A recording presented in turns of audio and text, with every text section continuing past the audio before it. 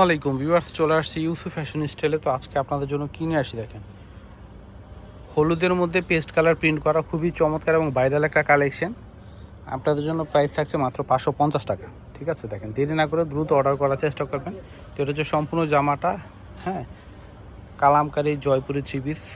এটা হচ্ছে back part, সম্পূর্ণটা সুতির মধ্যে রেগুলার ইউজের জন্য নিতে পারেন, ঘরে পরার জন্য।